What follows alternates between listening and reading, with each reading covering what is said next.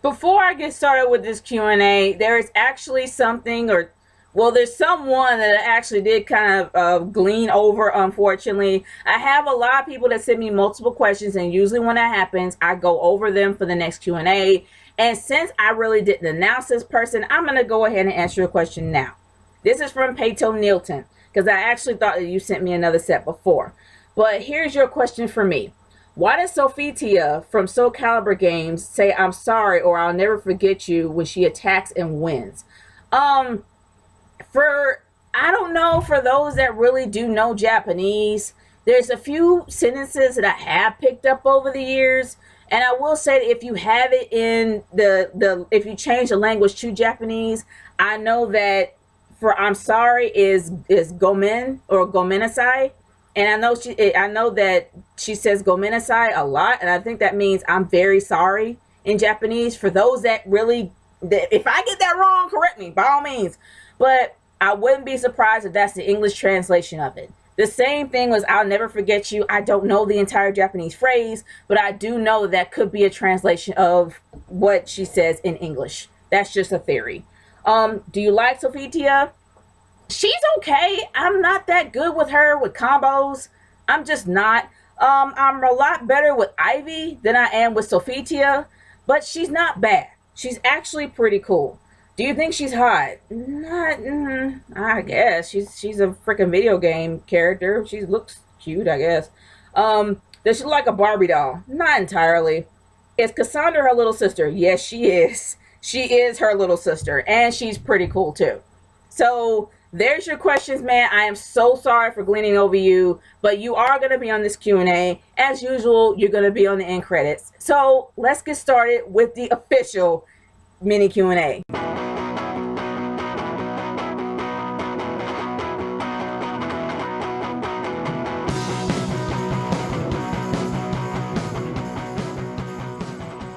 What's up, people? Nature Girl 30 here. Yeah, I am late for these Q&As.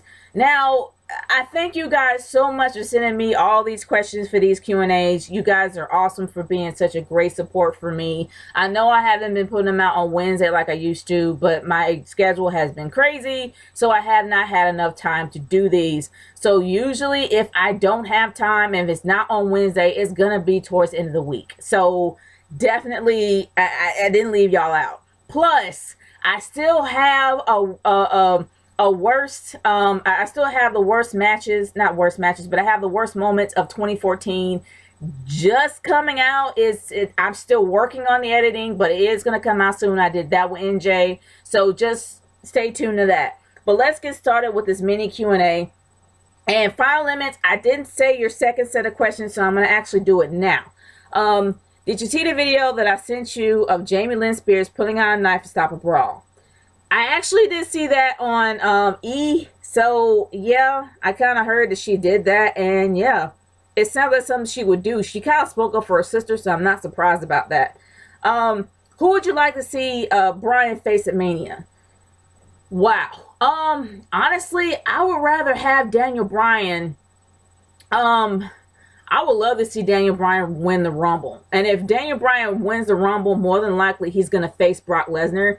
And him versus Brock Lesnar would be a great match because these guys have both MMA style backgrounds. Not to mention that Daniel Bryan can keep up with Brock Lesnar's pace. So it'll be a really great match to watch. The only issue now is that even though he's competing now, is his injury and how injury prone he is after all the surgeries he had. That's my biggest concern, and I'm hoping that won't be the case if he does go on to face Brock. I'm hoping that's the case, but we'll see. The Rumble's gonna be on Sunday, so we'll see.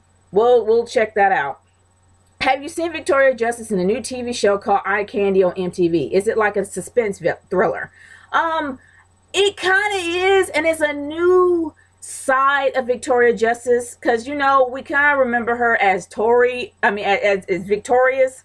I mean, on the show Victorious, we know her as Victoria, and I mean, I love Victorious. I thought that show was awesome. It is a whole new side for her, but then you also got to think of it this way: she was on Nickelodeon. Nickelodeon is a little bit more laid back with their child stars. So honestly, it's not so much of a shocker to me to see her something like this, because they usually go on to be great actors, and I think it's a really great pace for her to be in. So I got no problem with that at all.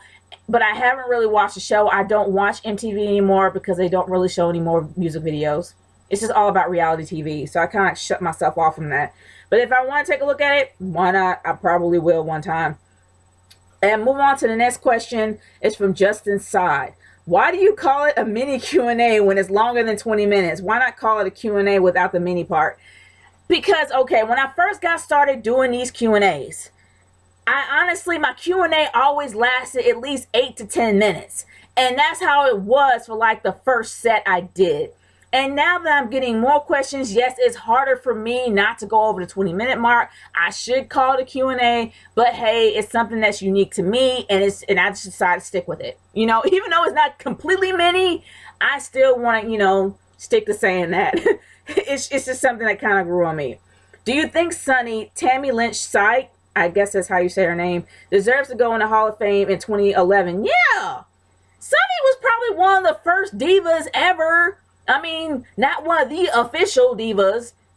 People pretty much say that that Marvelous Moolah, it was pretty much the first diva to ever go out there. She was the first female wrestler, in my opinion. Diva is more like a multifaceted kind of character. Like they're more like a triple threat. They can be not only great in-ring performers, but they can also be great entertainers, as well as going outside the ring and being great actresses. And Sonny was actually the first official diva that was able to franchise herself outside of the WWE. And people actually noticed her without her having to perform in the ring. She was pretty much one of the greatest heel managers ever. So yeah, she deserved to go in there, her and Sherry. Seriously, her and Sherry are probably one of the top original divas in my humble opinion. That's just me. I'm not counting out Moolah. I'm not counting out Mae Young. They were the female wrestlers that actually put wrestling on the map for women. But as for being a diva, I gotta give it to Sonny, and definitely Sonny deserved to be in the Hall of Fame in 2011. I don't think it was 2011, was it? If it was, I can't remember, because I actually did see him around that time. When I actually went to WrestleMania, but I can't remember, a long time ago. But thoughts on Sonny? Thoughts on Sonny that now that fat, bloated, drug addicted. That's kind of mean, dude. Look, no, let's not go that route. I will say that a lot of times, you know, times get hard. People do change. People's thoughts change. Let's not you know, add insult to injury. Let's just say that a lot of changes have happened in her life, and I'm hoping that she'll do well. Let's not try to beat her down like that. Thoughts on that hot beef? I guess het beef. I don't know what that means. Former WWE diva Ashley Massaro on Twitter. I don't know. I really have not paid any attention to Ashley. I don't even follow her, so I really don't know what's going on. If she has a beef with Sonny, whatever. It ain't gonna last long. It's gonna be squashed just like that. Because Ashley is a newbie compared to her. That's just my opinion. I love her, but no. Moving on to Lonnie Lowell. I know some of your questions on here seem a bit condescending, so here's the one thing that kind of sort of sounds legit. And, oh boy. Why are black people branded as criminals? I don't know. It seems like to me you're being a bit condescending because you've been negative lately, but hey, I'm not going to go into that. I'm just going to answer your question. Why are black people branded as criminals? I mean, it's not like they commit crimes, right? Dude, look, I'm going to be really honest with you.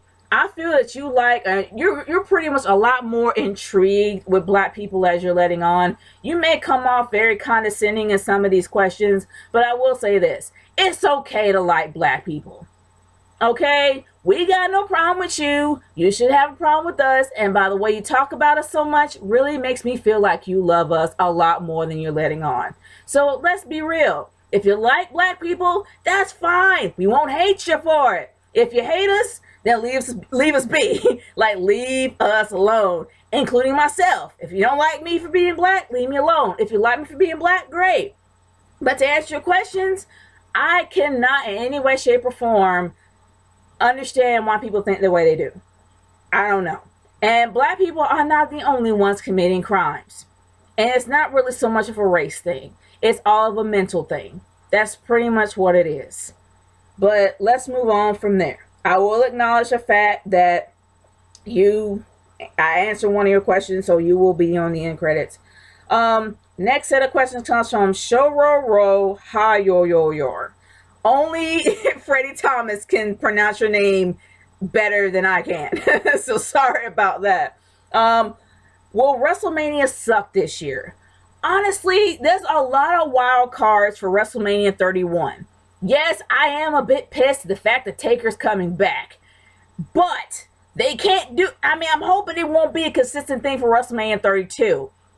But I will say that Randy Savage is finally in the Hall of Fame. They got a whole bunch of wild cards coming up for the WrestleMania event. It might be good this year. Seriously, I really think that they're going to actually try to do something different. So I'm kind of looking forward to WrestleMania 31 because I think that they actually have to do something different. And if, for crying out loud, well, it's not really in Silicon Valley anymore. It's actually going to be in San Francisco. So this is going to be a huge change. So I'm actually interested to watch and see what's going to happen. I think it's not going to be that bad. What if Bryan turned heel and joined the Authority? I doubt that. That would be the polar opposite. I mean, seriously, that would be kind of contradicting everything that the Yes Movement stands for. I highly doubt that he's going to go in that direction, because if that happens, then they'll be kicking themselves in the face. I don't think that they'll be that stupid to have Daniel Bryan go heel, especially how much the crowd loves him so much. Why are you a goody two-shoes, to be honest? I don't really consider myself a goody two-shoes, to be honest with you. I really consider myself to be real. I'm honest when I gotta be. But I'm not really trying to be a goody two-shoes, and I really don't know what your definition of that is. If it's because I don't use profanity, like I said, I don't feel the need to use profanity if I want to get my words out. If I want to get my words out, I can just say it without having to use profanity. That's just me. If that's what you're implying. If you're not, then I apologize. Is Irving a racist against whites? No, he is not. Irving is a sweetheart. I really do honestly respect him highly, and after meeting him, he's a very nice guy. He's just extraordinarily passionate about some of the things that he talks about, especially racial inequality. He is not a racist. He just don't like inequality, and he's passionate about people who are become victims over racism. That's him. He's not angry. He's just very passionate. But unfortunately, it comes off as him being that way. Justin, I know you sent me a second set, but that's going to go to the next Q&A. And we also got somebody new for these mini Q&As. Thank you so much for sending me these questions from Captain Jeff 87. Dude, thank you. Your first question for me is, what would you rather be forced to endure for the rest of your life? Schleg Daddy from OTRS yelling in your ear for 1 hour a day, or to be a Deluxe Man's personal servant? Neither. Seriously. And let's be honest about Jeff. As much as I love the Schleg Daddy and everything he stands for, the Schleg Daddy is an overwhelming lover of black people. He just loves black people. I highly doubt that he is going to be yelling in my ear. And I'm not going to say it's because I'm black it's going to keep him from yelling at me. The one thing I will say is Jeff is extremely intelligent. He doesn't need to actually yell at you to get his point across. Usually he has enough facts to actually put it out there to show that you're wrong. So I doubt he will do that anyway. But honestly, no, I would not have him yell in my ear. And as for being Deluxe Man's personal servant, no freaking way. Ever will I be anyone's personal servant. I don't care who they are. Do you think Mitch and Jared from the Wrestling Gurus are more than friends, like friends with benefits? I haven't seen the Wrestling Gurus in a while, but honestly, I doubt that. I really, really do. Maybe I think they're cool, but no, not like that. Not in my humble opinion, no. Can you confirm or deny the rumor that Freddie Cream Crazy has been banned for life from Chuck E. Cheese playgrounds? That's wrong. And no, I will not confirm that, because Freddie is my friend. He will always be my friend. He's the coolest guy ever. And no, ever. No. And I'm going to say that. and keep it moving. Final Limits, you sent me another set. That's going to be for the next Q&A. Nintendo Fanboy 1988 is next.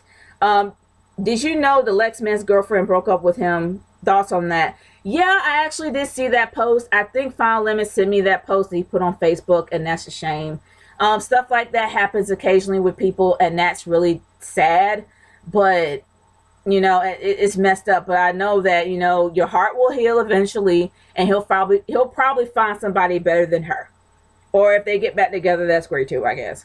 Do you think he should just stick to dating white girls since his recent girlfriend who just broke up with him is black?